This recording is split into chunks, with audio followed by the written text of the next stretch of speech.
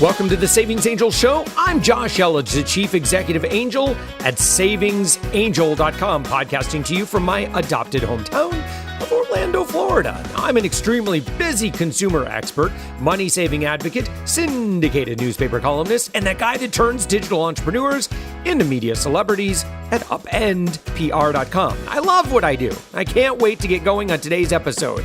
So in order to help you save more, earn more, and live more abundantly on today's show, I'll be covering the best ways to save on groceries in 2018. Valentine's Day is coming up, and I've got some really good ideas on how you can save some money for that hot date. Also, we're going to talk about how to get teens prepared for life on their own. And I'm going to share with you how you can earn extra money. That's right, you can earn money on your part-time, spare time, anytime you like with Uber Eats. I'm going to explain how that program works. So let's get going.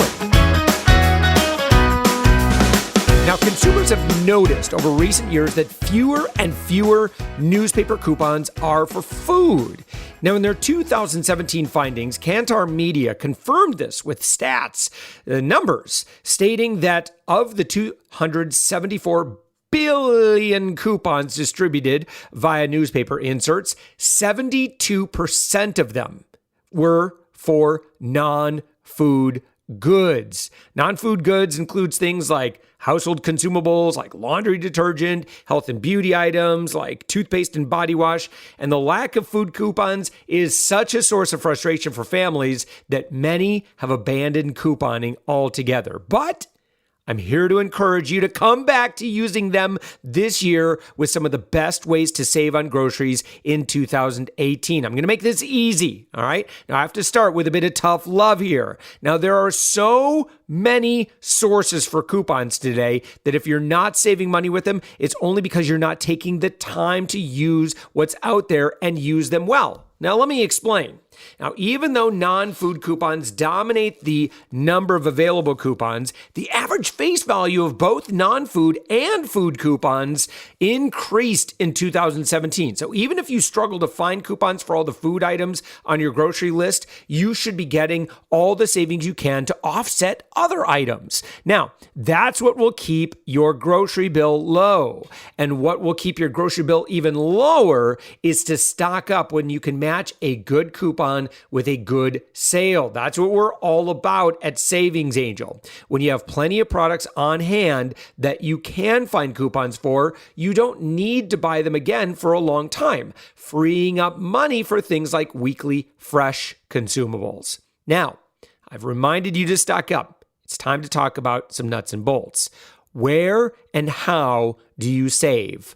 First, nearly all major store chains have gone digital with coupons. You should be using your store's click-to-clip or digital coupon apps, loyalty cards, and points programs. Now, these are some of the easiest ways to save. Next, make sure you're not missing additional savings from printable coupons and newspaper inserts. You should be using swagbucks.com to double dip the savings of grocery coupons. You'll not only save at the store when you use coupons, you'll earn swagbucks that accumulate afterward. Then you need to shake up where you shop. Going to one big store might be easier, but it definitely isn't the way to save money. Learn where you can save more money and develop a go-to place for each thing you regularly buy. You're going to find your best savings are a combination of traditional grocers like Meijer or Publix, where you use coupons. And then there's discount grocers like Aldi, where a good selection of groceries are already less expensive, and additional stores you wouldn't normally think of when preparing to grocery shop. For example, did you know that CVS Pharmacy can actually be a great place to buy things like milk and cereal? They often offer extra care bucks on such items, plus put them on sale, and you can use manufacturer's coupons. Now, as a bonus, if you're only making a quick milk stop, a place like CVS isn't likely to trigger as many impulse buys. Now, in fact, that's another reason you may even find that ordering some grocery items online saves you money. I know a lot of retailers are really pushing for this, especially Walmart. They have where you order online and then you just pull into a parking spot now I've seen at our local Walmart, and then they bring it right to your car. Now, not physically walking through a store almost completely eliminates the temptation of impulse buys. Now, by cherry picking the best deals, which is what I want you to do, using coupons, which is what I want you to do, and shaking up where you shop, which again is what I want you to do, you're going to save on your groceries in 2018. I guarantee it. And even though food coupons can be harder to come by, they are out there. Speaking of which, I do want to end with a warning. Because newspaper inserts are very non-food coupon heavy these days, it can be tempting to turn to buying coupons off the internet to get your hands on more savings. But let me tell you straight out, do not do that. Even though it's still hotly debated in some circles as to whether or not buying and selling coupons is technically illegal, and I'm putting air quotes there, wording changes and litigation are squarely landing in the yes, it is category. Now, personally, I've always been against buying and selling of coupons. Not only do I believe it's illegal, you're likely purchasing stolen property or coupons obtained by circumventing coupon printing software. In other words, you could be supporting the very criminal activity that has prompted multiple arrests and lawsuits in the past few years. Just think about it. Why would anyone take the time to make a business selling coupons, or as they claim, selling not the coupons, but being paid for their time? Now, if they didn't have dozens of copies to sell. And how did they get so many of these coupons to sell? Not by following the rules, I assure you. Listen, play by the rules. There's plenty of savings for everybody. This I can assure you. And if you'll do this, you will be able to live more abundantly. Now, unless you've been following my advice and browsing the incredible inventory of clothing on swap.com, you may have missed out on the Swap Sweeps $350 date night dress giveaway. Now, on January 29th, swap.com was giving away a Cynthia Rowley number that typically retails around $350 to one lucky winner. But not to worry, you can still get a great deal on a stunning date night dress or some head-turning threads for guys in time for Valentine's Day. All you need to do is go to swap.com and enter the promo code ANGEL40, and you can get 40% off your first order plus free shipping for orders over $10. Now, some exclusions may apply. Now, swap.com is the nation's largest online thrift and consignment shop with anywhere from 6,000 to 10,000 items to choose from. So saving and being thrifty for those special occasions like Valentine's Day is easy, and you can get really good stuff. No matter what the occasion, from winter to resort wear, athletic wear, and so much more, swap.com has you covered. So what happens if you misjudge your size? Sometimes it's a concern. Like I just bought some jeans on Amazon, and that didn't work out so well. Now, thankfully, at swap.com, if you misjudge your size or you find that the item is just not for you, not a problem. Swap offers hassle-free returns within 30 days, no questions asked on any items that are a bad fit either way. That's a really great feature to have, and it really reduces your risk. Again, I'm your consumer advocate here. I want you to win. I want you to get really great deals, and I want you to be able to save some big money. So all you have to do is just make sure to get your best deal ever. You need to enter the promo code ANGEL40 at checkout to get your 40% off your first order. And by the way, if you find any coupon better than that, please let me know. We scoured the internet. We couldn't find anything. That's an amazing deal because their prices are already so ridiculously low compared to retail. Plus, again, as I just mentioned, you get free shipping for orders over $10. So this is going to be absolutely amazing. You're going to look so great on your Valentine's Day date. I'm looking forward to mine with my sweetie. And for sure, we're going to make sure that we've got some nice outfits that we've picked out from swap.com. And again, just remember, some exclusions may apply, but go get your savings. Now, regardless of how much time remains before your teen is making most of their own decisions, it's important to teach them about life on their own, especially in the area of finances. Now, some high schools do a fairly good job of teaching the basics of finances, but some teach hardly any at all. And even if they did learn some basics, it's not necessarily everything they need to know, and it likely lacked much practical application. Now, To help you think through the types of things they need to know, I've compiled a list of 7 action items you should teach to get teens prepared for life on their own. Now, you're listening to this, and I'm very proud of you for doing so. If you want the printable list, just go to savingsangel.com, and you'll find it right there where you can kind of review this, maybe with your spouse. You can review this maybe with your kids and use it as an outline to go and seek the information that you need so that your teen is going to be empowered. So here we go. Here's the 7 things, action items, that you should be teaching your teens to get them prepared for life on their own. Number 1, maintaining an expenses bank account, including understanding fees and knowing your accurate balance. Now, most young people don't carry cash anymore. Everything is some kind of card, or maybe they pay with their phone or an app or something like that. Now, although that can be super convenient, it can also be dangerous. It can be too easy to swipe a card and not keep careful track of your balance. So what you want to do is teach them how to either use a handwritten check register or online banking apps, whichever way fits their personality and is what they will keep up with regularly. Help them pick the right type of bank account for regular expenses and know how it works. Number 2, help them grow a savings account for emergencies. Now, whether they choose a regular bank savings account or something more complicated, such as a money market account, they should know how to regularly add to it and manage their finances so their balance is growing every month. Now, they're going to thank you on the day they have an unplanned expense and the money is standing by to take care of it. See, if that money sits in their checking account, it's money that can easily be spent. But if it's set in a different bucket, they're statistically much less likely to touch it unless it is a true emergency. Number 3, paying bills fully and on time.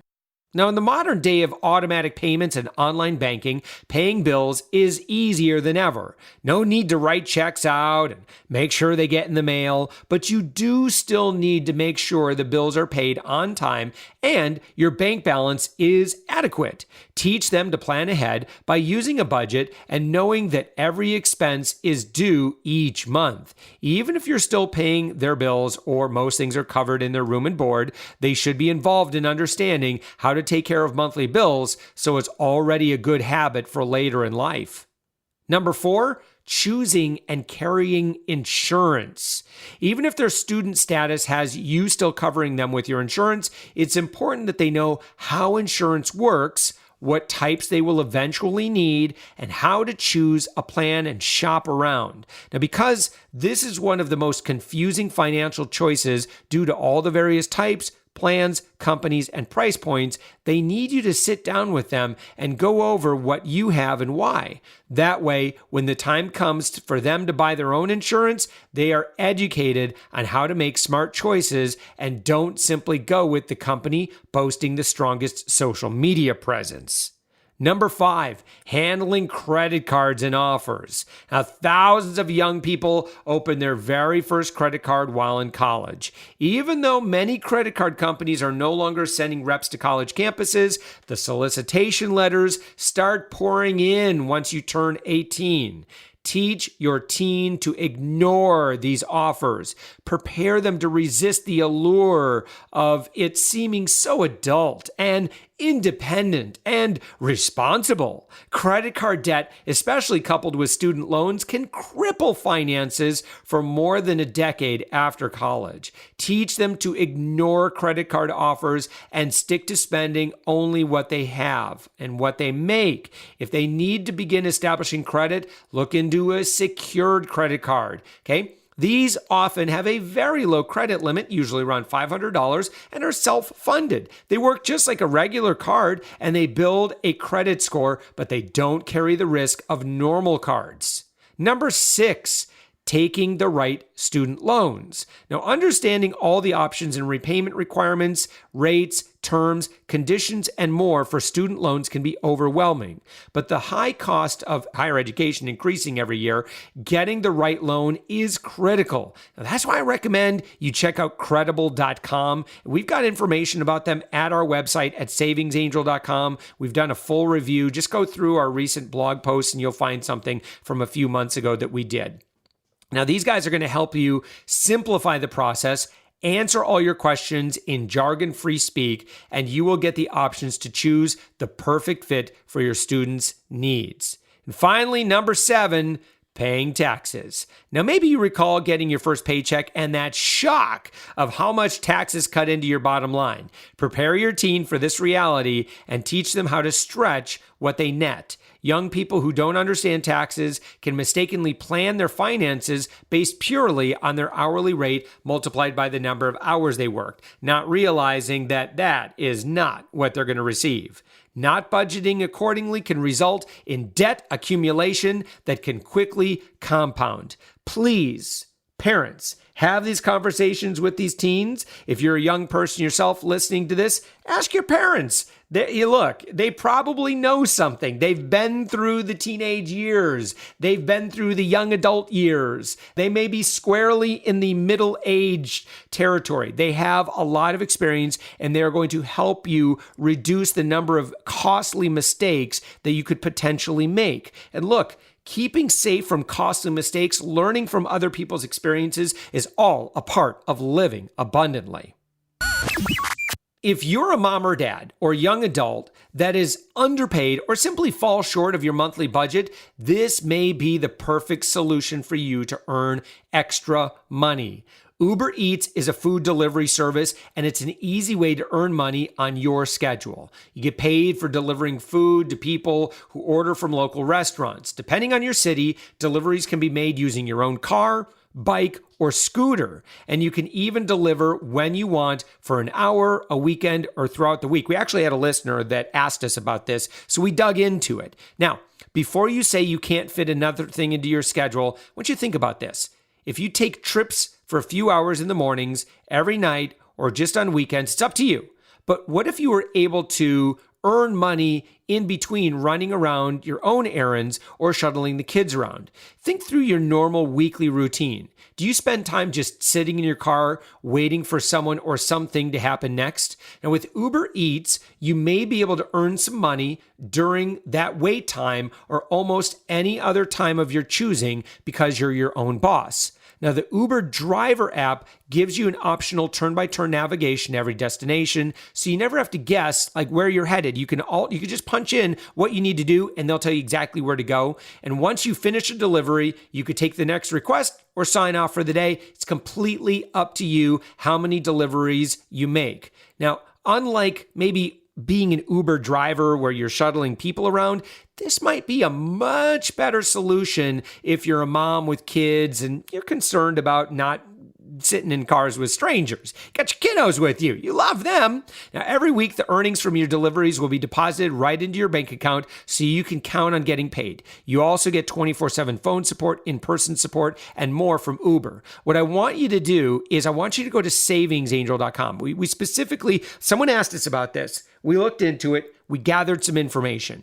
Go to savingsangel.com. You're going to see an article that we wrote all about this. And I want you to look through this, kind of review our information, see if this might be a fit. We're always looking for different ways that you can earn money very part-time and really improve your quality of life and increase your abundance. Well, if you loved hearing anything or everything on this podcast, would you take a minute and leave a 5-star review in iTunes? By doing so, you help us get this podcast out to more people and spread the message of abundance. Now, the higher our rating, the more we're noticed. And as always, if you have any specific questions or if there's something you'd like to hear me talk about, you can drop me a comment in our podcast feedback, write me on our Facebook group. Just search Facebook for Savings Angel. You'll find us, or call my podcast hotline at 407-205-9250 and leave me a message. I'm going to answer your question, write you back, or with your permission, I might even share your question or story with others on this show.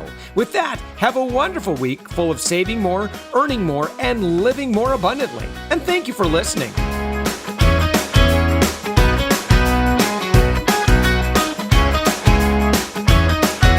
It seems so adult, independent, and responsible.